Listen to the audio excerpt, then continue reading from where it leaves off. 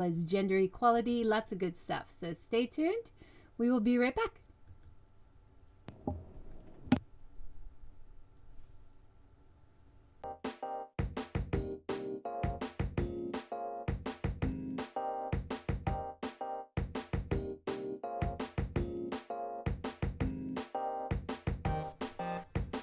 Why did that happen? Oh, no. Hi, everyone. Good morning. Thanks for joining. This is Seeking Sustainability Live number 171. And we have the talented Yan Fan with us today. Thank you so much for joining, Yan. Thank you so much for having me. So, your main focus, of course, you do so many things, is Code Chrysalis. And so we're going to be talking about how you got started and what's your inspiration and the kinds of wonderful education opportunities you guys offer through Code Chrysalis. So thank you so much. Yeah, thank you again for having me. I've been, seeing all of your different videos and it's helped me learn a lot more about the community in Japan. So, so Code Chrysalis, we started about 3.5 years ago. I moved over here from San Francisco to help co-found it. Our real missions have always sort of remained the same, and the first one has been to create software engineering leaders, and we really believe that leaders are not just people who are, or software engineering leaders are not just people who are technically very capable, but also people who have great soft skills, right? Communication, autonomy, empathy. And we really wanted to bring that here because we haven't really found any programs or universities that really focus on things outside of just the core technical skills. We also want to, of course, empower women and get more women involved or interested in tech. And STEM in general, and also to build community. So that was, one of the big things that I missed from San Francisco, which was, there were all these sorts of meetups and events and whatnot every night. So it was, really difficult to decide what you wanted to learn that night because there were just so many things. And when I came to Japan, there were events, but it just wasn't at the same scale. And I felt like people had sort of like anxiety about teaching what they know. And I really believe that all of us are teachers and all of us are students, and we should really create a community that encourages people to share what they know, and to also find things to learn. So those are the main things that we focus on at Code Chrysalis here. That's great. Mary has joined from Periscope. Thanks for joining, Mary. And it looks like we have people from different platforms who have joined already. Thanks, everybody, for joining. If you have a question or comment, make sure to write it below and we'll try to fit it in. How did you get started with coding? Can you tell us a bit about your personal journey? Oh yeah. So I did not think that I was technical at all, and I think this is quite a common sort of like thinking that a lot of women especially have. So even though I grew up in Seattle, right, huge tech mecca, I never really thought of myself as a technical person, and so I really avoided engineering of all forms in university. And it was only after university, after I'd started working for a few years, I was working in finance. I sort of had the job that everyone told me I would be happy having, and I really didn't like it. And so I was searching for, how to get out of this. How do I have all of these interests that are not related to my job, and just trying to figure out how I could break into various fields. What kept coming up was technology. And so I thought, well, maybe I should learn how to code. And this was sort of a wild thought back then, because it wasn't very long ago. It was like 2014. But back then there weren't really too many coding boot camps, online, like platforms to learn how to code. There weren't too many. And so it was a very novel concept. And so I eventually quit my job and became a software engineer. I did a coding course really similar to Code Chrysalis in concept. And I was really sort of taken aback by coding boot camps because I never imagined that you could spend a few months and make a complete career change. And then I did that myself. And so it really showed me the power of, alternative education and also hacking education and careers, right? Like how can we make a program as efficient as possible to get people to the highest level that we can get them when they're entering the industry, right? So those were things that I think really resonated with me, and I always just kept coming back to education. Yeah. Great. I'm showing one of your quotes here from your Instagram page for Code Chrysalis. Good engineers can code, great engineers can code impactfully. Communication is the key to building good software. The ability to explain complex ideas in a digestible way is hard. We'll teach you how. Yeah, and that goes along with our first mission, which is you can be technically really fantastic, but if you're not able to communicate what you do, if you're not able to work with other people well, your career isn't going to go very far, right? And we really wholeheartedly believe that. And technology, controls and has permeated into so much of our lives, right? There really is very little of our lives that technology has not reached. And I believe it's really important for software engineers to recognize the sort of impact that they might have on the world, and to be cognizant of how that what they're doing and how that's going to solve or make problems worse. I think software engineers really need to have a good understanding of that. Yeah. We've got a comment from Tokyo Tronic on Periscope. Thanks for joining. He says, do you think AI in Japan is finally advancing, or is it still light years behind Silicon Valley? Oh, that's a really great question. So I'm not an AI specialist, but from what I've seen, I think Japan is good with AI on certain points, and maybe not so much on others. I think when it comes to maybe because of the sort of the corporate system in Japan, I think AI on the corporate level might be pretty good in terms of like helping with paperwork and like kind of all these menial tasks. And that's just because there's so much of it that needs to be automated. Um, I wouldn't just look at AI though, because ultimately, what's going to deliver AI to the masses is the software underneath it, like the programs that really deliver it. And when it comes to building those basic building blocks of software, Japan is still quite behind. I think from what I've seen of companies, they really like to latch on to these keywords, these like buzzwords, right? So AI, a couple years ago, it was blockchain, it was big data. And so what they end up doing is they hire all of these experts, but it's like you're bringing an expert into a place where there's no infrastructure to support them.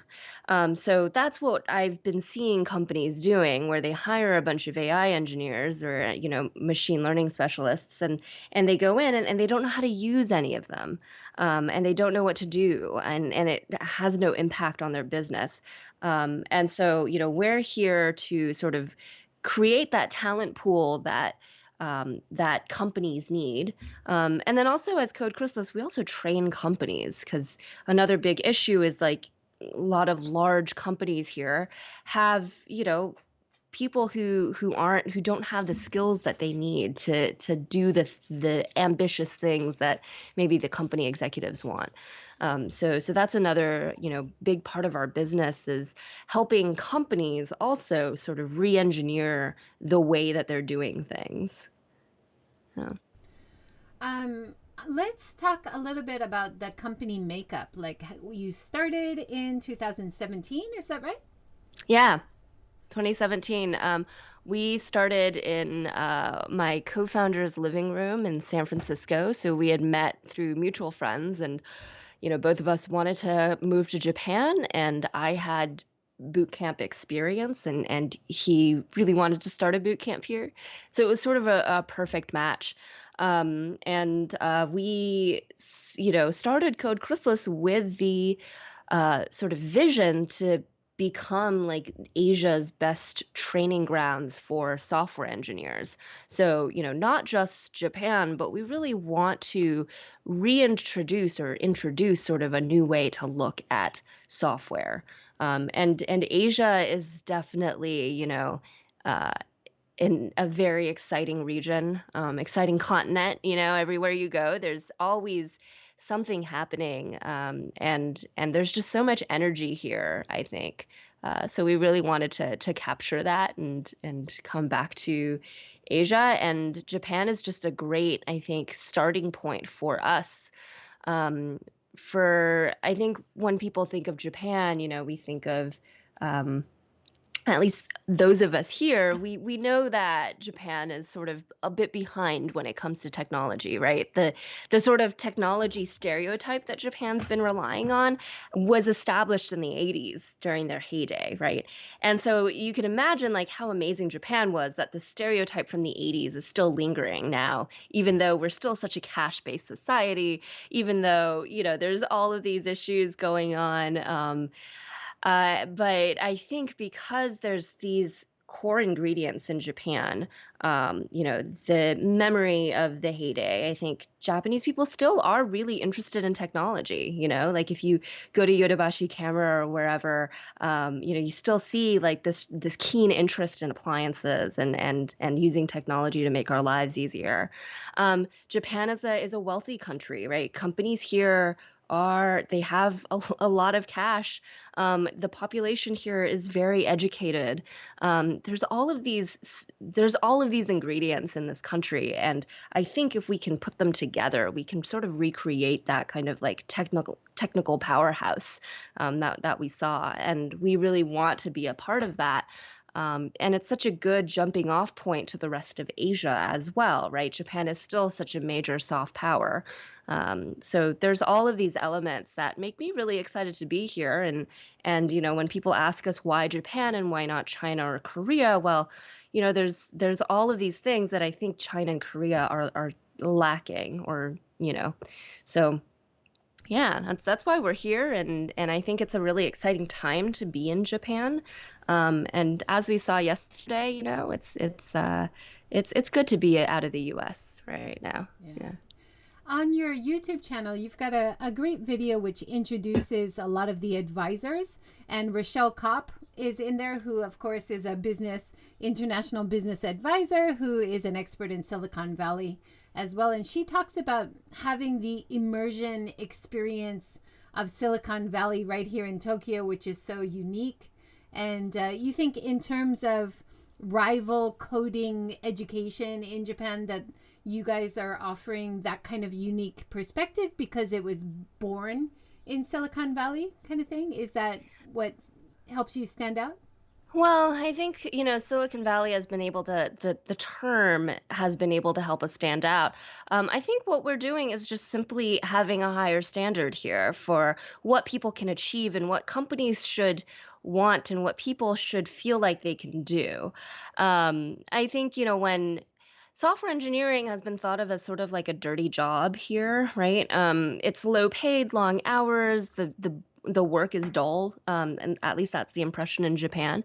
And that's absolutely not the case, as we've seen in Silicon Valley, right? Engineers have, in many respects, been sort of unleashed, and this is how we have all of these, wonderful, all of this great software and all of this innovation. We really wanted to bring that mindset here. And sort of change the perception that companies have of software engineers and that software engineers here have of themselves. And a big part of that is the empowerment aspect of like, hey, we are builders for people and we solve problems for other people, and there's an immense amount of pride in having the ability to do that. And so thinking about using these skills for the greater good. So, as Code Chrysalis, we've partnered with awesome organizations like MyMizu to teach our students how to, use SDGs, how to, try to figure out how they can use their skills to sort of solve problems that they see around them. So, yeah, it's. I think in terms of that, we're probably the only school here doing that. And also, of course, like I've mentioned before, our focus on soft skills, right? So, and this is not just Japan specific. We see this all over where schools, organizations, companies, they only focus on technical skills when it comes to software engineers. And in fact, it's a whole slew of other things that matter as well. Teaching a person to code isn't too difficult actually, but teaching a person to kind of see business value and drive business value, that's much harder, right? Teaching a person how to work well on a team or give and receive feedback, that's difficult. And that's what we're ultimately working towards. Great. We've had a comment from Tokyo Tronic. We'll get to in a second. And Hiko Simon says, hey, Happy New Year. Thanks again, Hiko, for the great SoundCloud music that is always on my videos. Tokyo Tronic says, of course, there's a huge gender divide here, and you see it even from kindergarten. Are you seeing it in coding? Oh, absolutely. Yeah. Gender empowerment is something you guys are doing so well. Oh, thank you. It doesn't feel like we're doing it very well. I mean, certainly it is an immense uphill battle here. In Silicon Valley, we're complaining about not having enough women, but at a lot of places, it's like 25, 30%. I've seen like my previous company, I think it was almost, for my team, it was like 50% women.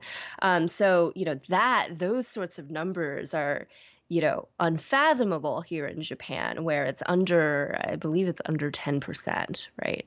And so it's been tough. And the sort of, expectation that I've set for the team and for myself and for people who work with us on these issues is that it's not going to be a hockey stick sort of, progress.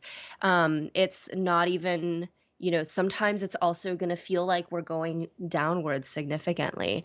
But I think the general trend is that we are trending up.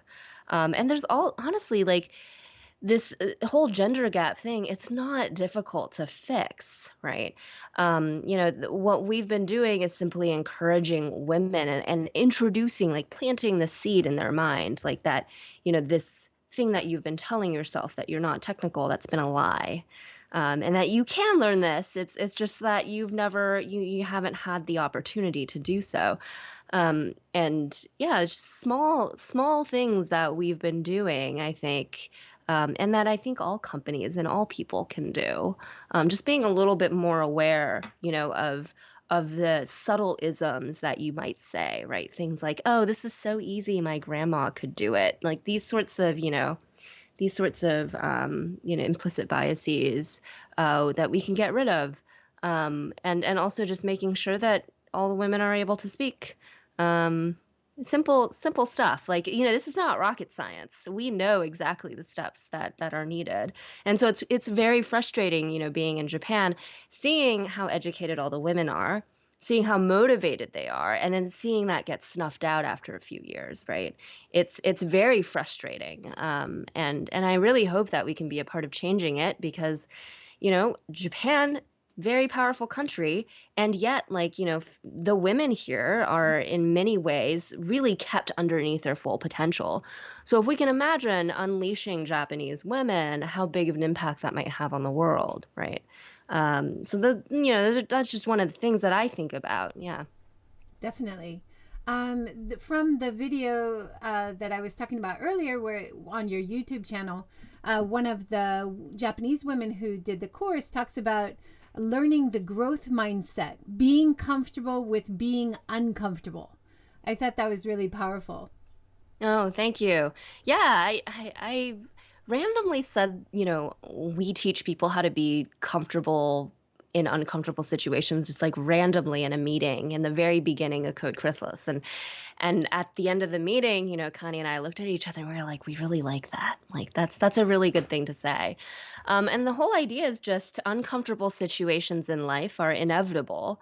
But what you can control is how you respond and react to them. And you can be comfortable with your response, right? Being comfortable that, like, wow, it feels like things are burning right now, but here are the steps that I can do and to sort of mitigate the problems.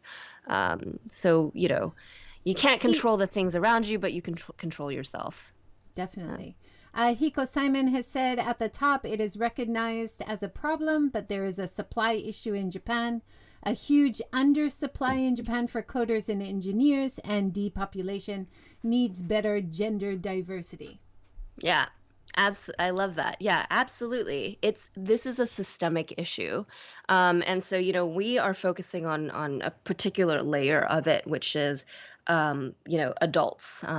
So there are some wonderful groups. I mean, I sit on the board of a wonderful nonprofit called Waffle, and they are focused on getting middle and high schooler girls into coding and getting them interested in STEM.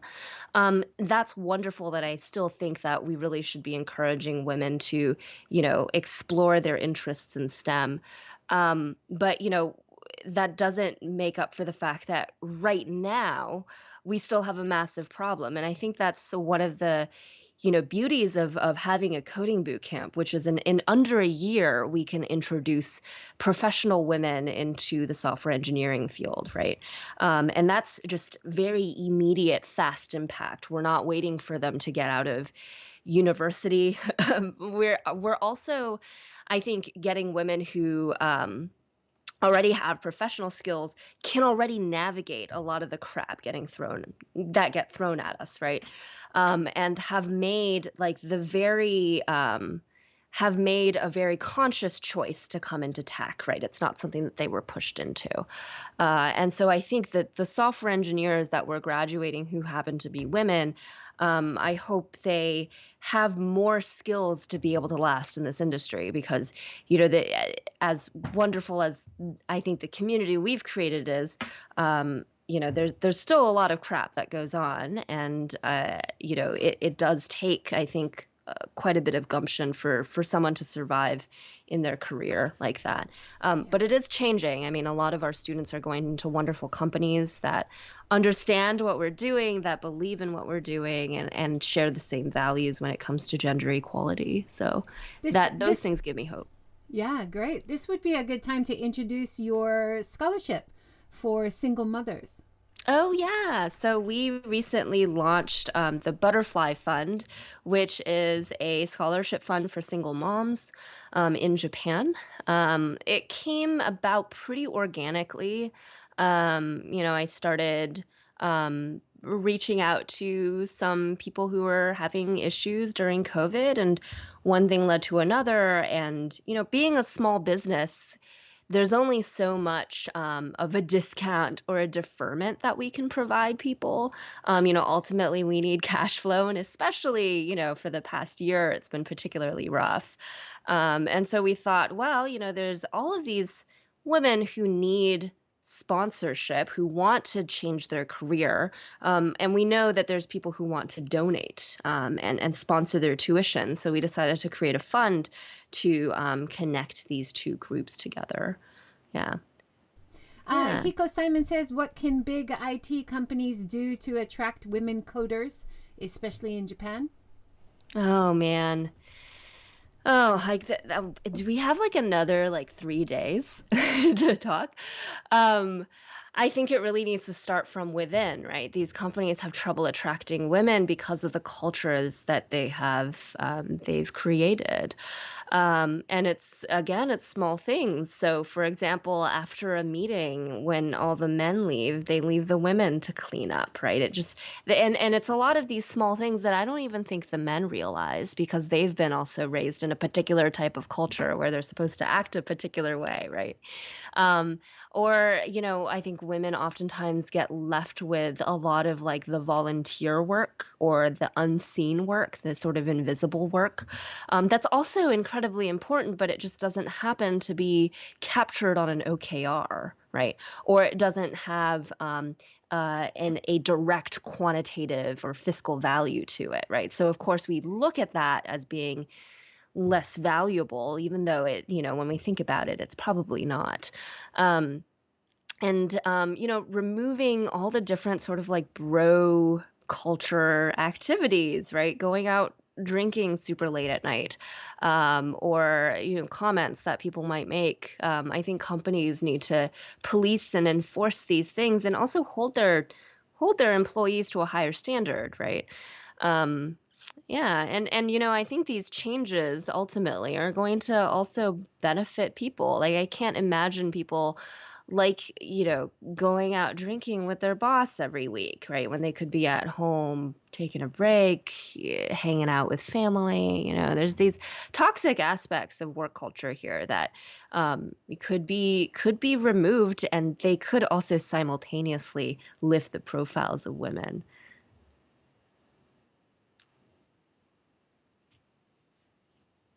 As one of the things that you guys do with Code Chrysalis, job support. Can you talk about that a little bit? Yeah, we have an incredibly comprehensive job support program. So if you take the immersive, throughout the entire program, we're preparing you for software engineering job, and then also, even afterwards. So during the course, I want to say we also help with things like creating your resume, writing cover letters, job hunt strategy, like doing well on interviews, what interviews are like, because most of our students have never interviewed for an engineering job.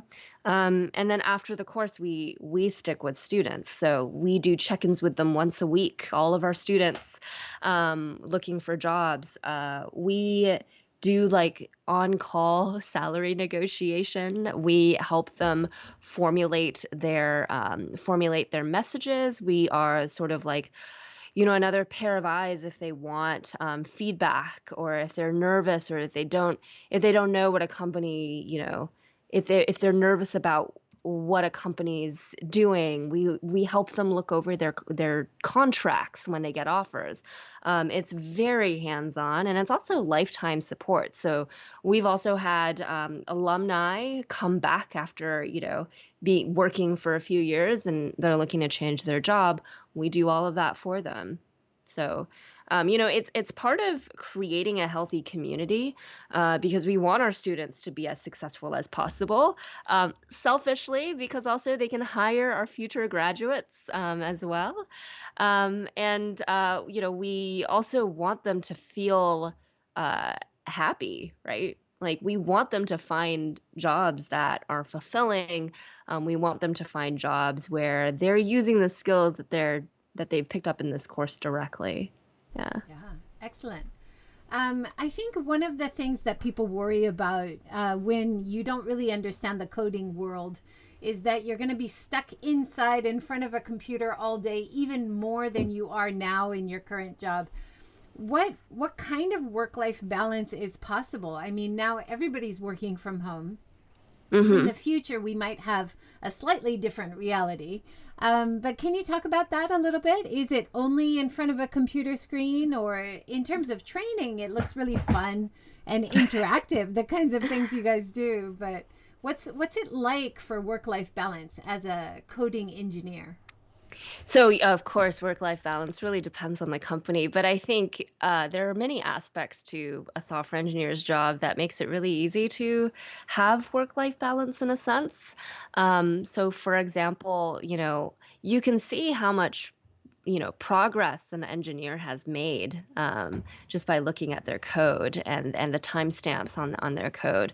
That's a really major one. So I think when I was working in finance, there was this concept of FaceTime, right? Even though I was done with the work at 3 p.m., I still had to stick around and do nothing. And I think as an engineer, I didn't have to do that, right? I was done with my work. I was done with my work. Go look at my work. Like I'm gonna go home. So yeah, I think there's that I think is a really important part. In terms of being stuck in front of your computer all day, yeah, that there is some truth to that, right? Because we are coding, but there's also a significant portion of software engineering where you're working with other people. You're, exploring with a designer or a product manager how to create this product. You're learning about the user. You're doing research. So I think it really varies. Software engineers really like using whiteboards. It's like a common stereotype. Um, and so, yeah, I think it depends on the company, of course. But there's many things that I think software engineers can do that will, help them create work-life balance, and it's not just them sitting in front of a computer all day. Yeah, that's great. What about levels? Like, how easy is it for complete beginners who maybe know how to use a computer and navigate Facebook, and they want to think about learning coding? Is that something you guys offer, or do you offer more people who've had a bit of basic training? Like, let's talk about levels a little bit. Yeah, that's a great question. So yeah, absolutely. People can be a complete beginner and end up being a software engineer. I'm like a prime example of that. For our program, so we have two sort of like levels, I think I would put it. Um, the first one is our beginner course, and it's called Foundations. And that, you just need to know how to use the basics of a computer, be able to type, be able to use a browser. And we teach you enough skills to get a little dangerous, to be able to build a simple web page. For our other course, the one that we're more known for, which is our boot camp, it's like well, now we have a part-time version, but it's called the Immersive, and this is the one where we are creating software engineers. You need to have some level of knowledge coming in, and that in order to test in all the concepts that you need to know, they're actually taught in our beginner class. So our beginner course can be thought of as a prep for our full time. And the reason we do that is because our course is only 3 months, right? 3 months full time. And it is a very short amount of time when you're talking about helping people make a complete career change. So we hacked around that, of course. Anything that we believe people can learn on their own, we have them do on their own. So by the time they actually start the course, they've been coding for months and months, right? They had to learn enough code in order to pass our technical interviews. And then even after they pass our technical interviews, we have 2 months worth of assignments, projects, tests, readings, and things that they have to complete that's mandatory to complete before they start our full-time course. So by the time they start, they're already quite dangerous. Like they are already doing a lot of things. And, in fact, like they could probably even find jobs right before we start. That's sort of the level that we're aiming towards. It's just because just to clarify, when you say dangerous, you're talking about capable, being able to do things, right? Okay. Yeah. Sorry, that was a bit of American. No, that's fine. They're already quite capable. The projects that they're already making at that level have already reached some level of complexity. And so, we really believe that companies here don't have to train their software engineers. And in fact, when they do a terrible job because that's not their focus, right? And yet that's what we're seeing. So a lot of software engineers out in Japan right now were trained by their companies. And so there's so many gaps in their knowledge. And we see quite a few of them come through our program where they struggle to get into our program, even if they've been working as software engineers. And it's because they were either self-taught, so they had a lot of holes in their knowledge, or the company trained them, and the company trained them on a very specific set of things. And so it's made them, maybe capable in their company, but when it comes to leaving their company or gaining new skills, it's much harder. They have a much harder time. So, yeah. Hear from Frass on YouTube. Thanks for joining, Frass. Do you offer only coding courses? Is it a certification-based course? What about cybersecurity?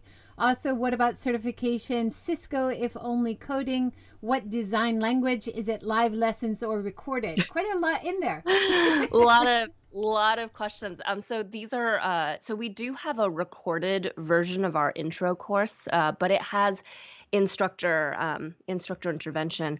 For our main course, it's all interactive. And it's all live, and we're actually very strict about times. So, we start at 9 a.m., we end at 6 p.m., and we're very strict about being on time. Um, in terms of the curriculum, so our curriculum is using a programming language called JavaScript, and JavaScript is very powerful. It's the language of the browser, and it's sort of a language that you can't really avoid at all if you're doing, software development. Um, Even though our curriculum is in JavaScript, we really don't focus on that at all. Our belief is that we're creating software engineers and they should be able to, use whatever technology is necessary in order to solve a problem, build something, complete a task. And so our course philosophy is really focused on that. And students in our course, we even have a week where they're required to learn a new language and build something in it. And at the end of the course, a lot of the projects coming out of Code Chrysalis aren't in JavaScript at all.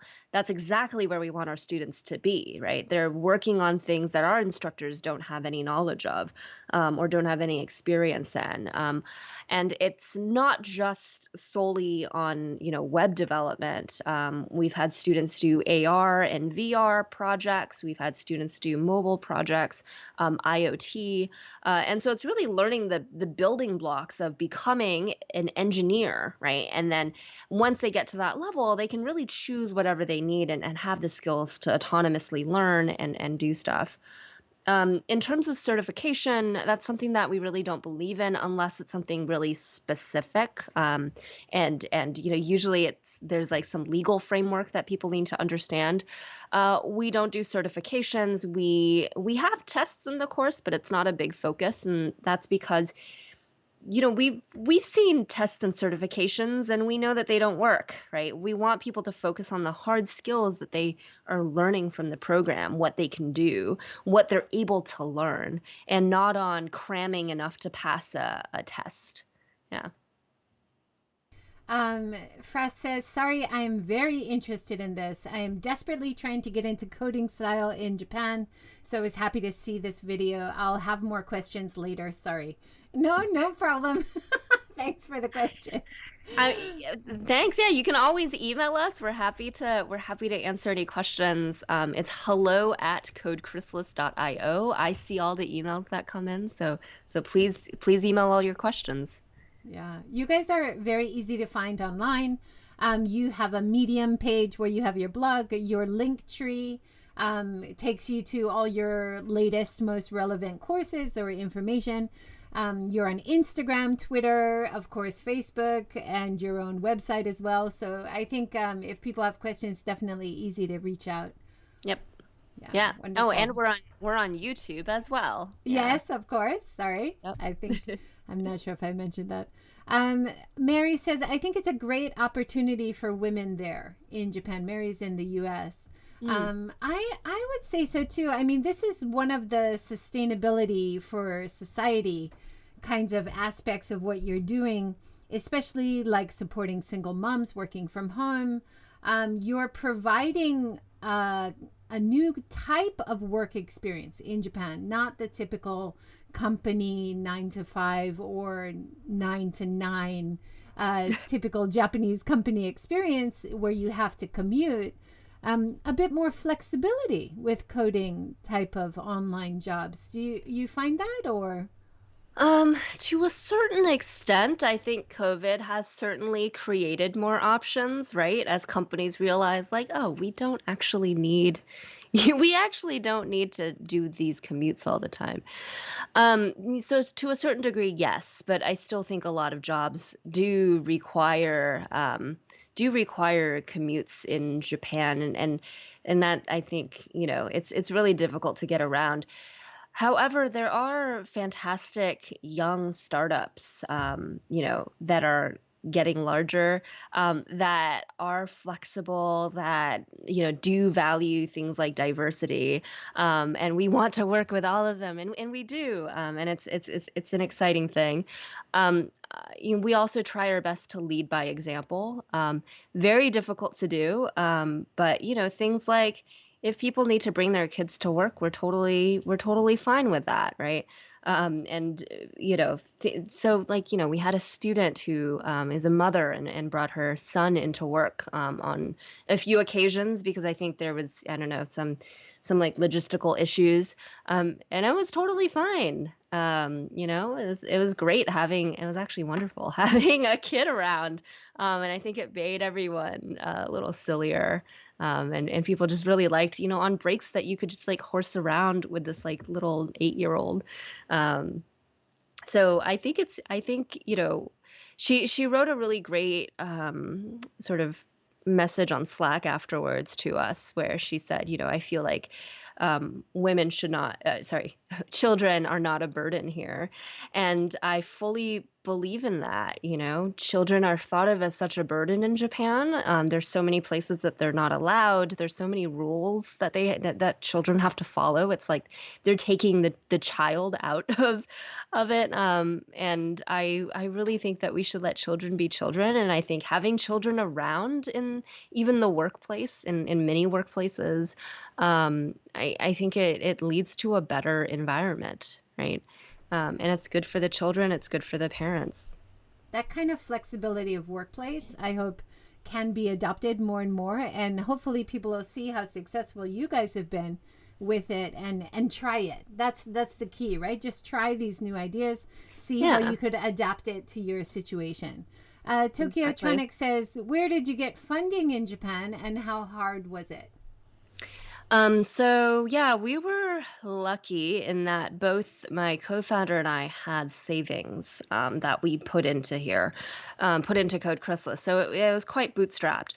We did bring in one angel investor, but we brought him in mostly because my co-founder and I, neither of us, are well, he's half Japanese, but neither of us had like a really big connection to Japan and the tech ecosystem here.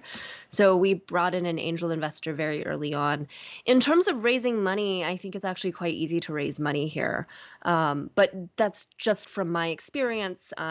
We never sort of went around asking for money. So, we were when people saw that we were able to set ourselves up, I think people were more, we got a lot of offers. But just from what I've been seeing, there are so many different, initiatives, whether it's from the government or nonprofit accelerators or VCs here. There is a dearth of entrepreneurs in Japan. And I think VCs here, I think they really are constantly looking for, the great entrepreneurs. The body is quite small. Also, a lot of entrepreneurs here tend to be very inward looking, so they just look to Japan. So I think if you have a more global vision, or at least even a continental vision, it could attract a lot of attention. Yeah, That's great. yeah. Fraz has another question, but I think this links into what's been going on with you guys recently about language. What Mm, are language requirements in school in Japan's coding work environment? I think recently you guys added Japanese coding classes, and you were talking about yeah. getting over the hurdles of teaching coding and then an extra hurdle of having to get over the language and then doing marketing, that you were looking for a good copywriter, that it wasn't about translation. I found that all fascinating. Can you talk about Yeah. that a little bit? So yeah, we started out with just English language courses, but we wanted to add in more Japanese courses eventually, and we started for our intro program. That was much easier to start a Japanese course in, and that happened, I think, over a year ago. But for our full-time course, the first time that we really started our Japanese language version of the immersive, which is our boot camp, was only this past year in May. Um, And there's for a whole slew of reasons. Talent on the Japanese side for us is, just a little bit more difficult to find.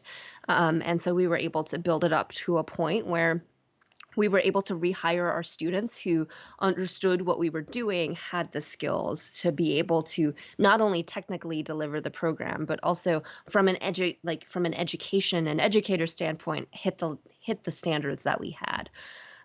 So it was a little bit, trickier then, but what we're looking at is to create widespread change, right? And we're not going to be able to do it with just an English language course. We want to create widespread change within Japan and also out. But starting from within Japan, we really want to target people who who have the ability to take this course. We want to be able to target companies that can, bring us in so we can make a big impact and how they treat their employees or how they train their employees. So yeah, in terms of the job market here, which I think maybe is what he's alluding to, I mean, there are far more jobs if you can speak Japanese, right? That's just an obvious thing. But there are also some jobs that you can get even if you don't speak Japanese and if you need visa sponsorship. It makes it much harder, of course. Like you will need to hustle more. There will be more things that you will need to do. You will face more rejection, but it is absolutely possible. And we've seen so many of our students gain jobs here after moving here to do our program. In terms of actual coding language, that's international standard, right? It's not really language based, as far as I understand. Is that right? Oh yeah, JavaScript is used worldwide. Yeah. I mean, it's, it has its roots in, I think almost all programming languages have their roots in English, but yeah, we teach JavaScript. You can take the skills that you learn at Code Chrysalis and take them to Silicon Valley and there should be no difference. Yeah, or take them to Europe or Canada or anywhere. Yeah. It's like aviation, right? There is an international language of certain industries like coding or where you can transfer anywhere. Any reason to stay in Japan? I mean, I see so much demand here. I think Hiko touched on this earlier. They're always talking in the news about how the IT base knowledge in Japan is so low compared to other countries. You must see that a lot in the work that you're doing. Oh, absolutely. Yeah. I mean, we've seen some things here that I don't think we would see in the US. So for example, young people here, I remember distinctly a workshop where we had a 25-year-old come, hip 25-year-old man with like a new Sony laptop, did not know that he could log into his Gmail account on his computer, right, through a browser. And I remember just seeing the surprise in his face when I opened up his browser and typed in gmail.com, because we had sent invite links to everyone, right? So things like that, right? I think computer literacy, because the younger generation, they've just been on their phones. And of course, schools here, a lot of them still require you to handwrite all of your essays. So in terms of computer literacy, I think it's still quite low here compared to what we're seeing in the US or Canada. And yeah, reasons to stay in Japan, there's massive opportunity here. And Japan is still, not a country that I think a lot of people would just naturally pay attention to outside of tourism, right? People want to come here to eat and take pictures of Mount Fuji. But I think there are many, in terms of like the trendy startup-y stuff, like people don't take notice of Japan as much. And I think that's great for those of us who do, because there's so much opportunity here. And I mentioned, a few of the reasons why. And the other thing is Japan is stable. It's, a really peaceful country for the most part. And there are a lot of problems, but I see those as opportunities, right? Those are areas where I feel like I can make an impact. And I can make an impact not just within the country, but it could propagate out to the rest of the world. That's great. Tokyotronic says, how many people have gone through the courses so far? Ooh, hundreds. Yeah. I should have the exact number off the top of my head, but I don't. yeah, hundreds have gone through both courses. I think we're going to be hitting 300 or 400 soon. Yeah, Yeah, something like that. Yeah, and we're that's growing. exciting. Yay. Yeah, great. Um, you also helped start up SpeakHer. Do you want to introduce that a little bit? Oh yeah. So this is a side project of mine. It's called SpeakHer, pronounced speaker. So it's the word speak and her.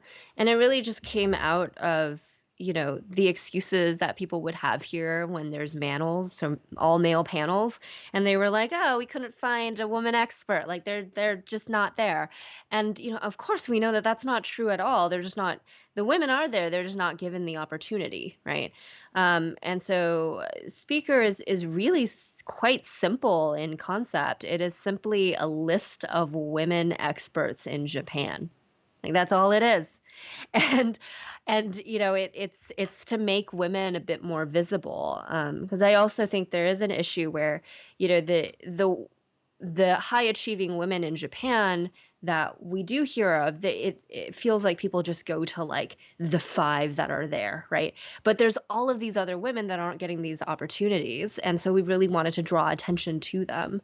Um, and so it's just a resource for people putting together events, for journalists looking to interview people. And we've seen some event organizers, we've seen some journalists use it. We've even seen companies who are looking for like ambassadors use it. So it's been really great seeing how such a simple little idea can have, a nice bit of impact for people. That's great. And it's such a simple idea, but so many broad applications in terms of getting more women represented on stage or on panels or in interviews. So, really fantastic. I've signed up. Thank you very much. Yes, thank you. Yeah, and this goes back to what I was saying before. A lot of this gender gap stuff, like the solutions to them are just so simple, right? Like it's just that changing, some of our habits, or changing some ways that we look at other things. It's not rocket science, and so it really still baffles me that, we continue to be talking about it to this day. Yeah. Well, we have about 7 minutes left. Is there anything we haven't touched on that you guys are aiming at this year, or what is your future vision for Chrysalis? Yeah, so I think, so far Chrysalis has been Code Chrysalis, it's been a relatively privileged program or program for the privileged, right? We are the most expensive program in Asia, although if you break it down hourly, we are the cheapest. But there are people who have trouble or don't have the ability to attend. And what we're trying to do now that we've reached an amount of success or, have established our business is to try to find ways that we can make coding education a lot more inclusive. So we started a part-time version of our immersive, so that people can continue working or taking care of, family members or whatnot, dependents, while working towards a career change. That's why we introduced the Butterfly Fund. So looking for more ways that we can bring code like and bring Code Chrysalis, keep the quality of our education, and continue paying our staff, and bring it to more people in Japan and outside of Japan. So that's a really big focus for me this year. I've been really grateful that we've managed to survive this past year. And I think, honestly, we managed to do that because of the support of our community. So, even though the country shut down, I think we were still getting business because people were still recommending us to their friends. And we're so thankful of that. Can you give us a price range? You talk about pricing a little bit, Yeah. and I see that you've got a graduate photo during the COVID time, so you've been able to continue the courses, it looks like, even in this challenging 2020 year that we just finished. So you've got a part-time course. Can you talk a little bit about pricing and time commitment for the kinds of courses you offer? Yeah, so for the introductory course, our price range is around 150,000 yen. So it's about 1,500 US dollars, give or take, depending on a few things. And then for our full-time course, for our more advanced course, the boot camp, it is about 1.3 million yen. So a little over, I think, 10,000 USD. And the price is the same also for our part-time immersive. So for the immersives, the price is the tuition is the same. Um, when you look at it from sort of like an hourly perspective, oh, your cat is so cute. When you look at it from an hourly perspective, when you take into account the coaching sessions during the admissions process, the pre-course work, the 3 months that they're with us, and then afterwards all of the career support, I think that the value far exceeds the tuition that we charge. And I think with the extra tuition that people are paying for a Code Chrysalis education, the income that they're receiving afterwards on average has been significantly higher. So the return is quite immediate for the immersive, I believe. And so yeah, I mean it is an expensive course, and so we know that we are, I think our staff is very serious about making sure that each and every person who walks in through our doors is cognizant that they are making an investment. And not only are they making an investment, but the people around them, their classmates, are making an investment. So our sales pitch is like, do it if this is what you want, right?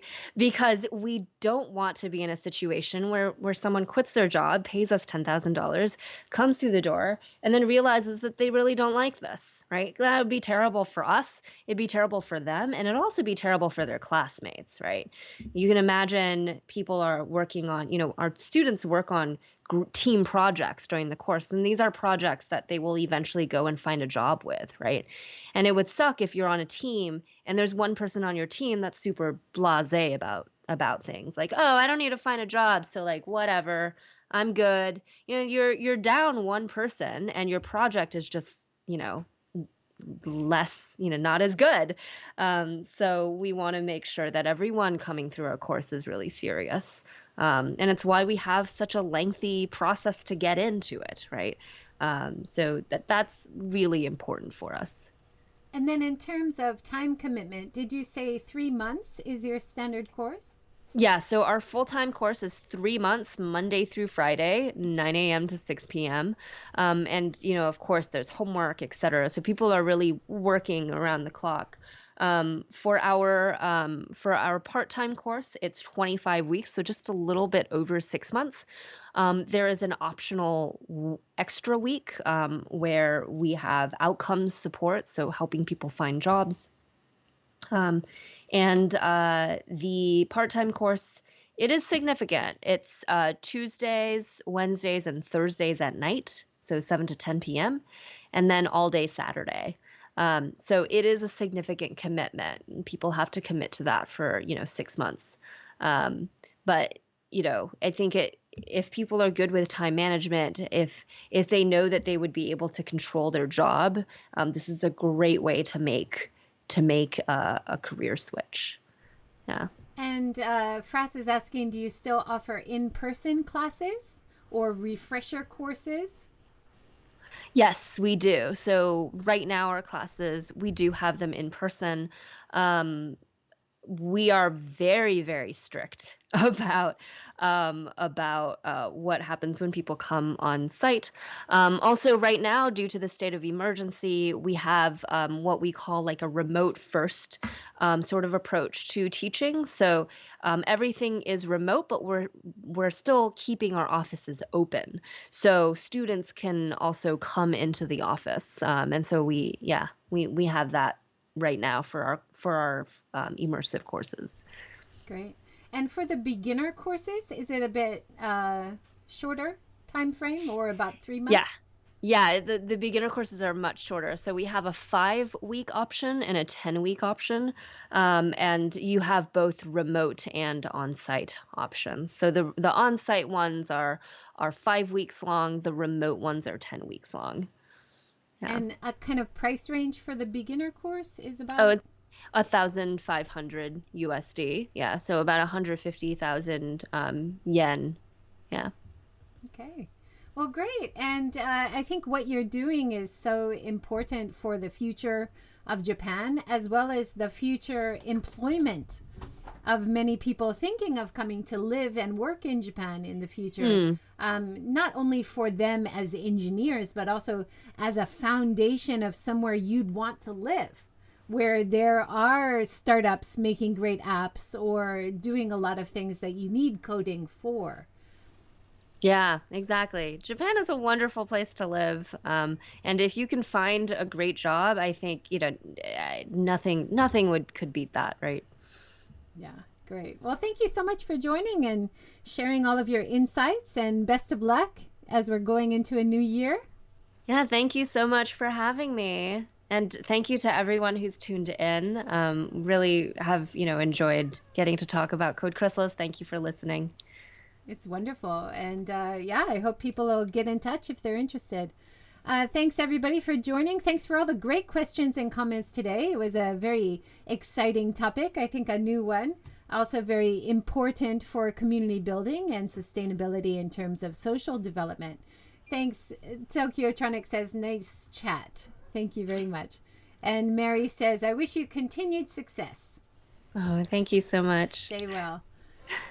Next Monday, we have an exciting first workshop of this year. So if you're interested, have a look at inboundambassador.com.